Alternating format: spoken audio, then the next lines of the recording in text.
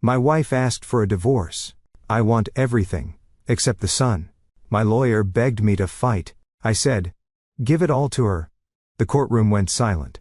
At the final hearing, I signed everything over. She smiled until her lawyer screamed. My wife stared at the judge and said she wanted everything. House, car, savings, just not our son. I told my lawyer, give it all to her. The courtroom went silent. For a second, I could hear the old ceiling fan in the hallway outside the courtroom clicking like a loose blade on a summer porch. Even the bailiff stopped shifting his weight. Judge Klein's pen hovered over the paperwork like it had forgotten how to move. Linda sat up straight in her navy blazer hair, done the way she wore it for Facebook photos. Smooth, bright, not a strand out of place. She didn't look at me like a wife who'd spent 27 years watching me come home with concrete dust on my boots. She looked at me like I was an outdated appliance she'd finally decided to replace. On her side of the table, her attorney, Mara Keene, tilted her chin with that quiet confidence lawyers get when they think the math is simple. House, cars, accounts, retirement, and the one thing Linda didn't want to deal with, as she put it, our son Evan. My attorney, Tom Breslin, leaned toward me so close I could smell his peppermint gum. He whispered through his teeth, Rick, this is insane. She's overreaching. We fight this. I didn't turn my head. I kept my eyes on the corner of the table where someone had scratched a tiny heart into the wood years ago. I felt the weight of the courtroom, the way you feel the weight of a roof when you're standing in an attic. Everything above you held up by beams you can't see. No, I said. Tom's eyebrows jumped. Give it all to her, I repeated, calm enough that my own voice surprised me, like I was ordering coffee. Linda's lips twitched. Not quite a smile, more like satisfaction, like she'd finally gotten what she believed she deserved. Judge Klein cleared his throat. Mr. Holloway, I need to be sure you understand what you're agreeing to. I understand, I said. Because I did. People think a building inspector spends his life looking for problems in other people's houses. Rotten joists, cracked foundations, mold creeping along a basement wall like a quiet confession. But the truth is, after 30 years in the job, you can't turn that eye off. You walk into your own kitchen, and you notice the floor dips a little near the fridge. You see the hairline crack along the drywall, and you tell yourself it's nothing, just settling. That's what I did with my marriage for years. Judge Klein looked down at the file again. And you are also agreeing that your wife will retain the marital residence at 21 and 48 Renwood Drive, the vehicles and the bulk of the joint assets. You will retain personal property as listed and primary custody of your son, Evan Holloway. Linda made a small sound like a laugh swallowed back. Evan was 19. Technically the court didn't have to decide custody the way it would for a little kid, but Linda had made her position clear anyway, right there on the record, like she couldn't help herself. Everything except the son. That line didn't just land in the courtroom.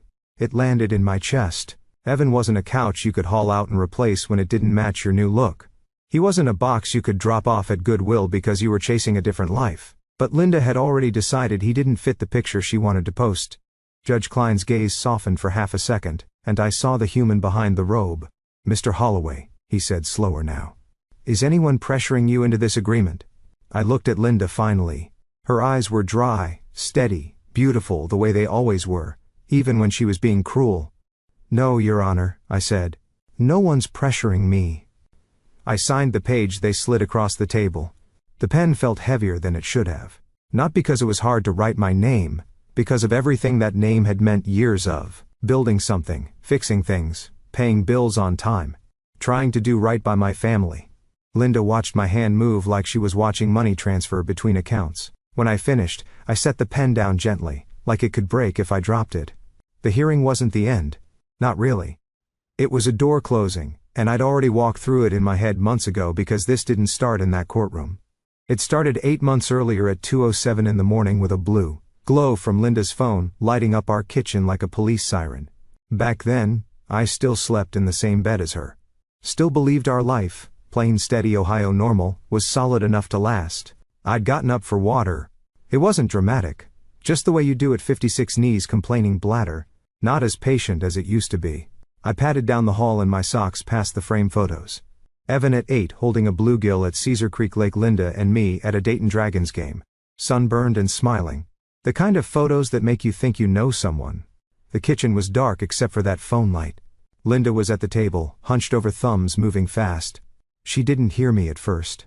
The air smelled faintly like her face cream lavender, expensive something she'd started buying.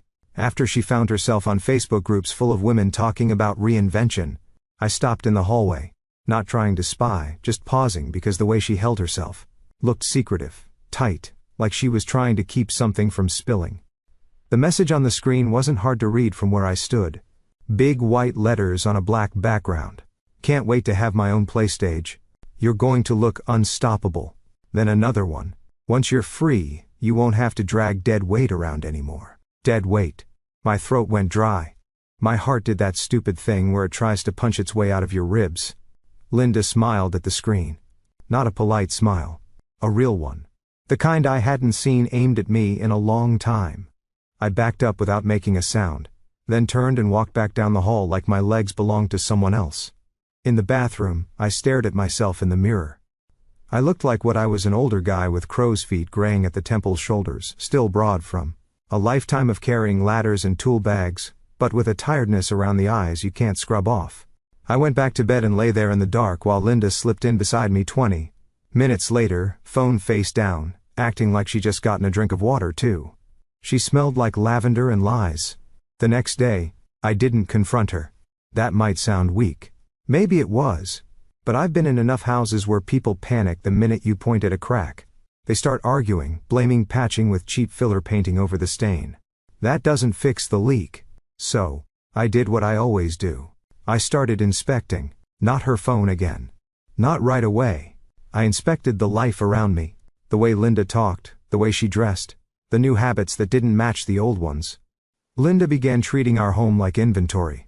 She called it building the business like that made everything noble. Linda's homestaging side hustle started small. Just a few pieces, Rick, she'd said, waving a hand like she was shooing away a fly. People pay good money for this. It's just temporary. Temporary turned into constant. The first thing that disappeared was the nice throw blanket Evan's grandma had crocheted, then our better lamp, then the set of dining chairs. I tightened the bolts on myself after Evan spilled milk on them when he was 5. Our living room started to look hollow. The best couch vanished one Saturday, while Evan and I were out picking up parts for my old Ford at AutoZone. When we came back, there was a cheaper love seat in its place. The kind that sags in the middle, like it's given up. Evan stood there with his backpack slung over one shoulder, staring at the room. "Where's the couch?" Linda breezed in behind us with a grin, holding a coffee from Starbucks like she'd won a prize. "It's at a client's. It's fine. This one works." Evan's eyes flicked to mine. He didn't say what I knew. He was thinking that our house was being emptied out piece by piece. And somehow Mom was acting like it was progress. I swallowed the anger because I didn't know where to put it yet. "Okay," I said. "As long as it comes back." Linda laughed. "You worry too much." It wasn't just the couch. I started noticing boxes in the garage taped shut labeled in Linda's handwriting. I started noticing the way our joint account dipped at odd times. Not like groceries or gas, but like somebody was buying big-ticket items in a hurry. And then I saw it. Not at 2:07 a.m., not in a secret text. I saw it in the one place you can't lie to a man like me: paperwork. The college fund statement came in the mail on a Thursday. I'd gotten home early from a site visit, an old duplex on the west side with a basement that smelled like damp cardboard. I was tired, my back stiff, and I did what I always do. I sorted the mail at the counter. The envelope was thin, official. Evan's name wasn't on it, but I recognized the investment company logo. I opened it. The balance was lower. Not a little lower, thousands lower. My first thought was a mistake. A computer error. Something that would get corrected. Then I saw the transaction line. Neat and merciless. Transfer out. I stood in my own kitchen, the same kitchen where Linda had smiled at dead weight, and I felt something in me shift like a joist finally snapping after too much rot. That money wasn't ours. Not in the way Linda meant it. That was Evan's future. And Linda had taken it like she was borrowing a lamp. I heard the front door open. Linda's heels clicked on the tile, sharp, confident, the sound of someone who thinks she's walking into the life she deserves. I slid the statement back into the envelope and set it down. Not because I was scared of her, because for the first time, I understood exactly what she was doing. She wasn't leaving a marriage. She was stripping a house down to the studs and planning to sell the lumber. And I wasn't going to stop her by yelling. I was going to stop her the way I stop any dangerous structure from hurting the people inside it. By letting the truth carry the weight. I didn't sleep much after that night with the bank statement. That's not the right way to put it. I slept, but the way you do in a chair at a hospital, drifting in and out, never fully letting go. Every sound in the house felt louder. The refrigerator kicking on. The wind brushing the siding. Linda's breathing beside me, steady and unconcerned. In my line of work, we call it progressive failure. A structure doesn't collapse all at once. It weakens slowly, quietly, until one day the load is too much. I lay there staring at the ceiling, tracing a faint crack that ran from the corner toward the smoke detector. I'd noticed it years ago. Hairline cosmetic. Nothing worth fixing. I told myself that crack was my marriage. Linda started spending less time at home after that. Client meetings. She called them open houses. She'd leave in the late afternoon, dressed sharper than she ever did for me. Tailored jacket boots that clicked when she walked, hair done, like she was stepping into a magazine spread. She stopped asking what Evan and I wanted for dinner. Sometimes she didn't come home at all. Evan noticed. Kids always do, even when they don't say much. He and I had our routines. Saturday mornings, I'd make pancakes. Nothing fancy, just box mix and too much butter. Evan would sit at the counter scrolling his phone. Hoodie, half-sipped hair sticking up the way it had since middle school. One morning, he asked casual but not really. "Mom working again today?" I flipped a pancake, watched it land a little OFC center. "Yeah, that's what she said." He nodded, eyes still on his phone. Okay, that was Evan. He didn't push, he absorbed. Linda's staging business took over more space in our lives without asking permission. The garage filled with box lamps, side tables, rugs rolled tight like bodies. I moved my tools farther and farther back until I was working out of a corner. My ladder leaning against the wall like an afterthought. She started referring to things as assets, not furniture, not memories. Assets. One night she stood in the living room, hands on her hips, surveying the bare patches where our good pieces used to be. "I need the dining set next," she said. I looked up from tightening a loose hinge on the cheap cabinet she'd brought in. "That table, we eat on that." She sighed like I was a child. "Rick, people pay for a look. I'll bring it back. When he went from when I can." Evan was in the doorway, backpack on, listening. I caught his eye and shook my head just enough to say don't. I let it go again, but I started keeping track. Dates, times, which items left and didn't come back. Which withdrawals matched which purchases. Not because I wanted to trap her, because that's how my brain works. You document what you see. You don't argue with rot, you measure it. The real punch came 2 weeks later. It was a Tuesday evening, gray and cold, the kind of Ohio winter day where the sun never really shows up. Evan was at his community college late for a study group. Linda wasn't home. I had the house to myself. I sat at the kitchen table with the college fund statement spread out, a yellow legal pad beside it. I'd called the investment company that afternoon from my truck parked outside a job site. "Sir," the woman on the phone said, voice polite and distant. The transfer was authorized by an account holder. "Which one?" I asked. There was a pause. "Mrs. Holloway." I thanked her and hung up before she could hear my voice change. Now I stared at the numbers again like they might rearrange themselves if I looked hard enough. That money wasn't a bonus. It wasn't extra. It was years of cutting corners, skipping vacations, driving cars until they rattled all so Evan would have a shot without drowning in loans. I pictured Linda picking out sofas, swiping a card, telling herself it was temporary, that she'd put it back, that she deserved it. I heard the garage door open. Linda came in, humming, cheeks pink from the cold, carrying a bag from some boutique downtown. She froze when she saw the papers on the table. "What's that?" she asked. "College fund?" I said. She set the bag down slowly. "Why are you looking at that?" "Because it's missing money." She crossed her arms. "It's an investment. It'll come back." "You took it," I said. I kept my voice level. "You took Evan's college money." Her face hardened. "Don't be dramatic. It's our money." "It's for Evan," I said. She rolled her eyes. "Evan will be fine. Kids figure it out. Besides, this business is for all of us." That's when I knew. Not just that she'd taken the money, but that she didn't see anything wrong with it. Linda turned away, already done with the conversation. "I'm exhausted. We'll talk later." Later never came. Over the next month, the house emptied out even more. The good chairs, the coffee table I'd built myself from reclaimed wood, the spare bedroom Evan. Used to spread his textbooks across, now stacked with boxes labeled staging do not touch. The place started to echo.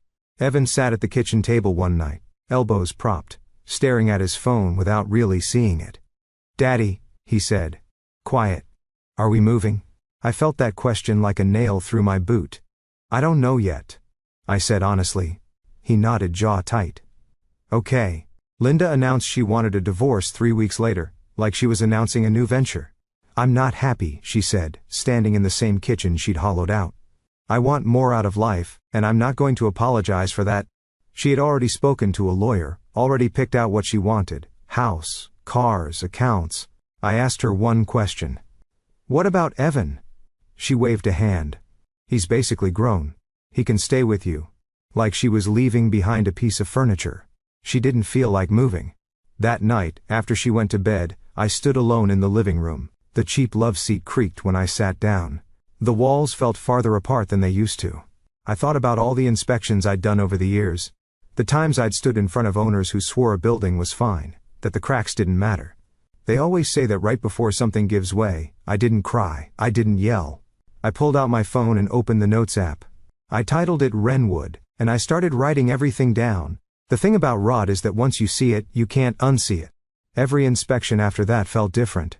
I'd be standing in some half-renated rental on the east side, clipboard in hand, listening to a landlord swear the wiring was good enough, and all I could think about was my own house, how I'd believe the same kind of lies because they were convenient. Linda filed the paperwork a week after she said the word divorce out loud. No tears, no shouting, just signatures and a look on her face like she was finally stepping into the life she'd been denied. I called Tom Breslin the next morning. I'd known Tom for years, ran into him at a VFW fish fry, once bonded over bad coffee and worse bingo prizes. He was the kind of lawyer who still shook hands like it meant something. We met at a diner off Road 48, the kind with cracked vinyl booths and a bell that rang when the cook was ready.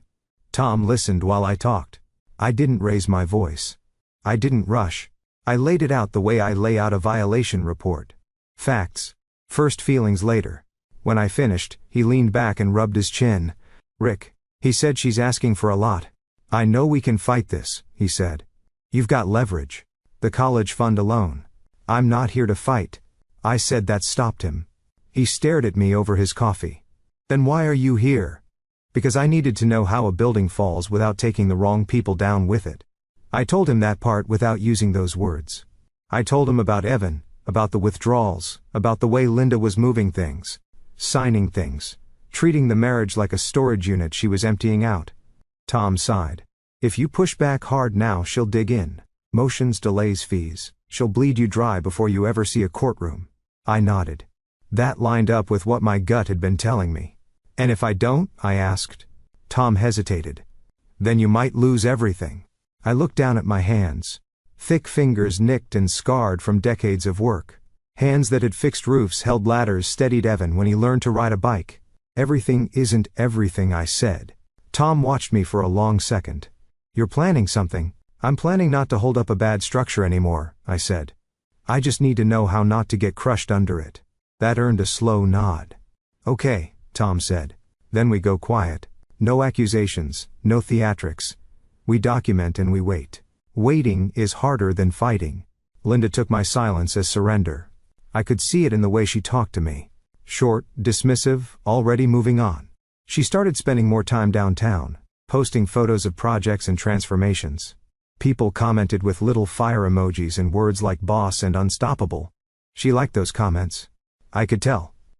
Meanwhile, I started doing what I do best. I documented. I took photos of the garage when she wasn't home. The stacks of furniture. The lamps still tagged from suppliers. I noted serial numbers the way I note appliance models in a failed inspection. I pulled bank statements and highlighted patterns, transfers that lined up with purchases, payments made from accounts that were supposed to be untouched. I didn't snoop. I didn't hack. I didn't break locks or passwords. Everything I saw was either mailed to the house or tied to accounts my name was still legally on. And then there was the storage unit. I noticed the charge one evening while balancing the checkbook. Something Linda hadn't bothered doing in years. Monthly fee. Not cheap. When I asked her about it, she barely looked up from her phone. "It's for overflow." "Overflow of what?" "Inventory?" She said like it should have been obvious. Rick, you don't need to know every detail. She was right. I didn't need details. I needed location. A quick search confirmed what I suspected. The unit was in an industrial strip, not zoned for commercial storage the way she was using it. Fire codes, liability issues, the kind of thing that doesn't matter until it suddenly does. I didn't report it. That part matters. I didn't call it in. I didn't flag it as an inspector. I didn't bend a single rule. I just wrote it down. Letting someone keep building on bad ground isn't the same as pushing the building over. Evan caught me one night sitting at the table, legal pad open, paper spread out. You okay? He asked. Yeah, I said. He hesitated, then sat down across from me. Mom says you're letting her take the house. I met his eyes. Is that what she said? He nodded. She said you don't want to fight. I chose my words carefully. I'm choosing what matters. He looked at the table, then back at me. That's me, right? I reached across and squeezed his hand always. Linda filed for an expedited settlement. She wanted it fast, clean. She wanted to be done with the past before it could complicate her future. Her lawyer sent over drafts that read like a shopping list. House, cars, accounts, business interest. I didn't argue. I didn't negotiate. I agreed to almost everything with 2 conditions: custody of Evan, and time to review the paperwork carefully. Marla Keene called Tom irritated. Your client is being uncooperative. Tom smiled when he told me that later. She's impatient, he said. That's good for us. I spent nights going over documents with a cheap desk lamp, the kind that hums faintly. I read every line the way I read blueprints looking for load-bearing language. Ownership, responsibility, assumption of debt. Linda was so focused on what she was getting, she didn't ask what came with it. I felt fear, don't get me wrong. There were moments I wondered if I was wrong. If I was about to lose the house, I'd fixed up room by room the neighborhood. I knew the life I understood. But every time that doubt crept in, I'd picture Evan at that kitchen table asking if we were moving. And I'd picture Linda's voice saying everything except the sun. That's when my resolve hardened. I wasn't preparing for court. I was preparing for what came after. By the time the paperwork reached its final draft, our house didn't feel like a house anymore. It felt like a model home after the movers leave, clean on the surface, empty underneath. Linda walked through it like a buyer already imagining new owners. She talked on her phone while pacing the living room heels, clicking on the hardwood I'd refinished myself years earlier.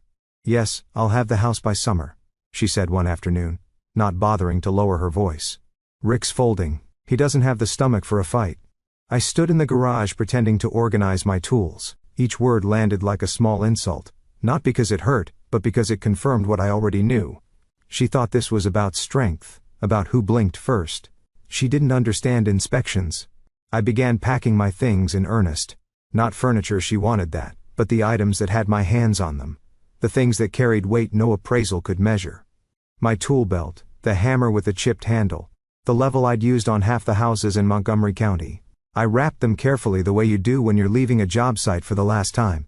Evan hovered in the doorway, trying not to get in the way. You taking all that with us? Yeah, I said. I'll need it. For what? For starting over? He nodded. He didn't smile, but he didn't look scared either. That meant more to me than anything. The hardest room was the kitchen. Not because of the appliances or the cabinets, because of the door frame. On the inside edge in pencil and faded marker were the height marks I'd made for Evan every year. 8 years old, 10, 12. Each one dated, each one a little celebration. I ran my thumb over the highest mark. 17. The year he shot up so fast his pants never fit right. Linda walked in behind me. You're not taking that, she said like she was joking. I turned. No, I said I'm not. She shrugged. Good. It's part of the house. I stared at the marks a second longer, then stepped back. Some things don't travel. They stay where they're made. That night, Evan and I ate pizza on paper plates, because the good dishes were already gone. Linda was out again. I didn't ask where. Dad, Evan said, chewing slowly. Are you sure about this? I wiped my hands on a napkin. About what? Letting her take everything. I leaned back in the chair, listening to the hum of the refrigerator, the ticking clock over the sink. Sounds I'd heard for decades. No, I said. I'm not sure, but I'm sure about you. He looked at me for a long moment, then nodded. Okay. That was enough. The week before the final hearing, Linda barely spoke to me, unless it was about logistics, utilities, mail forwarding, which car would be hers. She acted like she was already gone, like the paperwork was just catching up. I met Tom one last time in his office. He spread the documents out across the desk. "This is it," he said. "Once you sign, it's done." I scanned the pages, eyes landing where I knew they would. Ownership clauses, assumption of liabilities, business interest transferred in full. "You're sure?" Tom asked quietly. I thought about the storage unit, the missing money. The way Linda never once asked how Evan was handling any of this. "I'm sure," I said. The morning of the hearing, I stood in the empty living room one last time. The walls echoed when I breathed. The cheap love seat sagged under its own weight. I didn't feel anger. I felt something closer to resolve. I locked the door behind me, and put the key on the counter right where Linda would find it. At the courthouse, Linda smiled when she saw me. Not kindly, confidently. I took my seat beside Tom, folded my hands, and waited. The courtroom smelled faintly of old paper and floor polish. The kind of smell that never really goes away, no matter how many cases pass through. I'd been in that building before for permit hearings and appeals, but sitting there that morning felt different. This wasn't about a roof line or a missing handrail.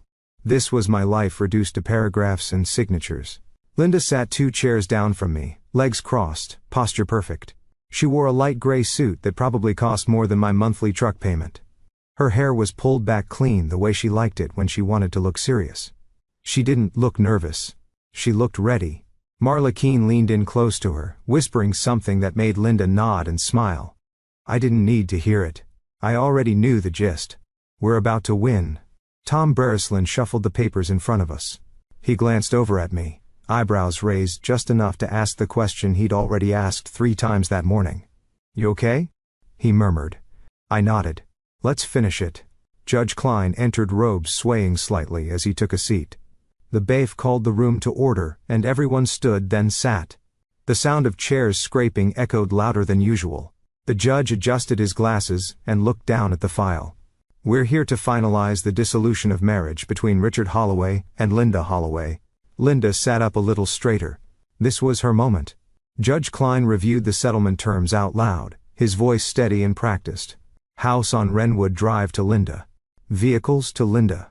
Financial accounts as outlined. Business interests retained solely by Linda. Personal property to be divided as listed. As he spoke, I felt each item slide away from me, like a tool being set down for the last time. I didn't flinch. I'd already let go of these things in my head. "And custody of the party's son, Evan Holloway," the judge continued, "shall remain primarily with Mr. Holloway, has agreed." Linda's jaw tightened for half a second, then it relaxed. She'd already dismissed Evan as an inconvenience she was happy to offload. Judge Klein looked up. "Mr. Holloway, do you confirm your agreement to these terms?" "I do," I said. "And Mrs. Holloway?" "Yes," Linda said, crisp and confident. The clerk slid the documents across the table toward me first. The stack was thick. The pages warm from the copier. I picked up the pen. For a brief moment my hand hovered. Not because I didn't know what I was doing, because I did. I thought about the garage when Evan was little, him sitting on an upside down bucket while I worked, handing me screws like they were treasure. I thought about the kitchen door frame, the pencil marks. I thought about that night at 2:07 a.m., the glow of Linda's phone, the word dead weight. I signed. My name looked smaller on the page than I expected. I slid the papers back. Linda reached for them, eagerly, flipping through to make sure everything was there. When she finished signing, she handed the stack to Mara with a satisfied little sigh. It was over, or so she thought. Judge Klein stacked the documents neatly. "Before I enter this into the record," he said, "is there anything further from either side?" Linda leaned back, arms folded, smile already forming. Mara started to shake her head. Tom stood up. "Your Honor," he said, "we respectfully request that the court acknowledge the attached exhibits submitted with the settlement." Linda turned sharply toward Mara. "What exhibits?" Mara frowned. "What exhibits?" The clerk handed Judge Klein a thinner folder clipped to the back of the settlement. Mara leaned forward, snatching her copy from the table. She flipped it open, eyes scanning fast. Her face changed. It wasn't dramatic at first, just a pause, a blink. The way someone looks when they realize a number doesn't add up. Linda whispered Mara, Mara flipped another page, then another. Color drained from her face. Judge Klein adjusted his glasses again. Ms. Keene. Mara stood abruptly, chair legs, screeching against the floor. Your Honor, she said, voice tight. I need a moment. Linda grabbed her arm. What is it? Mara shook her off, eyes still glued to the pages. Her breathing had gone shallow quick. I sat still, hands folded, heart steady. Mara's voice rose despite herself. This changes things. Judge Klein's brow furrowed. In what way? Mara looked at Linda, then back at the judge, panic flashing across her carefully practiced composure. Your Honor, the attached documents indicate significant undisclosed liabilities, tied to the business assets my client has just accepted in full. Linda's smile vanished. What are you talking about? Mara turned to her eyes wide. Linda, these reports, these transfers, these obligations, they're yours now. All of them. Linda stood. Rick, what did you do? I met her gaze calmly. I signed what you asked for. Judge Klein raised a hand. Miss Keene, lower your voice. Mara swallowed hard. Your Honor, with respect, this settlement includes acknowledgement of financial exhibits, detailing tax, exposure, outstanding obligations, and potential compliance issues connected to the business assets. Mrs. S. Holloway insisted on retaining. The courtroom buzzed. Low murmurs. A cough. Someone in the back leaned forward. Linda shook her head, laughing sharply. That's ridiculous. You said everything was clean. Mara's voice cracked. I said what you showed me was clean. Judge Klein closed the file slowly. I will be reviewing these exhibits in detail. Linda turned to me again, her face tight with anger now. You tricked me. I shook my head. No, I stopped holding things together for you. The bailiff shifted his stance. The air felt heavier. Judge Klein looked from Linda to me. This court acknowledges the exhibits as part of the record. Given the information presented, there may be further proceedings regarding financial disclosure and responsibility. Linda sank back into her chair, stunned. Mara stared at the papers like they might burst into flames. And for the first time since this began, I saw it in Linda's eyes. She hadn't won. The room didn't explode the way people imagine when things go wrong in court. There was no gavel slam right away, no shouting from the gallery, just a low, spreading tension like a beam starting to groan under weight it can't carry. Mara Keene was the first to break. She stepped away from the table, one hand pressed flat against her chest, the other clutching the papers. Her voice came out sharp and loud before she could stop it. This is a disaster, she said, then louder. This is a complete disaster. The word echoed off the walls. Judge Klein's eyes narrowed. Miss King composed herself. Mara turned back to the bench, breath hitching. Your Honor, with respect, my client has just accepted full ownership of business assets that carry substantial, undisclosed liabilities, tax exposure, outstanding vendor debts, storage and lease violations. These obligations were not disclosed to counsel in their entirety prior to execution. Linda shot to her feet. What are you saying? She demanded. You told me everything was fine. Mara spun toward her, eyes wild now. You told me everything was fine. You told me there were no outstanding issues. These exhibits show otherwise. I could hear it then. The shift in the room, people leaning forward. Someone behind me whispered, "Oh my God." Judge Klein held up a hand. Mrs. Holloway, sit down. Linda didn't. Her voice rose brittle with panic. Rick, you did this. You planned this. I stayed seated. My hands rested on the table, fingers interlaced. I agreed to what you asked for. You hid this, she snapped. You hid it. No, I said. I stopped covering it up. That's when Mara screamed. It wasn't a theatrical scream. It wasn't loud for effect. It was the sound a professional makes when they realize the ground under their feet isn't ground at all. Your Honor, Mara shouted, papers shaking in her hands. She insisted on sole ownership. Sole, that means full responsibility. Every lien, every tax obligation, every compliance issue attached to these assets, she accepted them when she demanded everything. Judge Klein's jaw tightened. He leaned forward, scanning the top page of the exhibits. His expression changed from irritation to something colder, more focused. These documents indicate funds transferred from a protected educational account, he said slowly, and assets stored in locations not properly disclosed or permitted. Linda's mouth opened, then closed. That's not, those were temporary. Rick knew about those. Judge Klein looked up. Did he authorize them? She didn't answer. Mara pressed on desperation, edging her voice. Your Honor, my client believed these assets were clean. She was not made aware. Judge Klein cut her off. Counsel, your client certified these disclosures. This court takes non-disclosure seriously. Linda's face drained of color. The confidence she'd worn like armor cracked then split. This is unfair, she said, her voice smaller now. I just wanted what I was owed. Mara turned on her. You wanted everything, she hissed, and now you have it. The judge sat back, steepling his fingers. This court will acknowledge the settlement as executed. However, given the information presented, I am ordering a review of financial disclosures and referring certain matters for further examination. The bailiff shifted closer to Linda's side of the room. Linda looked at me one last time, eyes searching for something, regret maybe, or mercy. What about him? She said, pointing at me. He gets away with this. Judge Klein's voice was firm. Mr. Holloway relinquished ownership. Liability follows ownership. Silence fell again, deeper this time. I felt something loosen in my chest. Not triumph, relief. Because the weight I'd been holding up for years quietly, stubbornly, had finally shifted off my shoulders. Linda sank back into her chair. Her phone buzzed on the table. Once, twice, she didn't look at it. Mara stared straight ahead, face pale, already calculating damage control that might not exist. Judge Klein struck the gavel once. Court is adjourned. People stood. Chairs scraped. The room came back to life. I didn't look back as I walked out. Outside, the cold Ohio air hit my face sharp and clean. I took a deep breath and felt it fill my lungs. For the first time in a long time, the structure behind me wasn't mine to hold up anymore. The first night after the hearing, Evan and I ate dinner on the floor of our new place. It wasn't much. Just a small 2-bedroom rental on the edge of Kettering, beige walls, thin carpet, a faint smell of old paint, and lemon cleaner. The kind of place you don't brag about, but also don't feel ashamed to unlock. We sat cross-legged with paper plates balanced on our knees.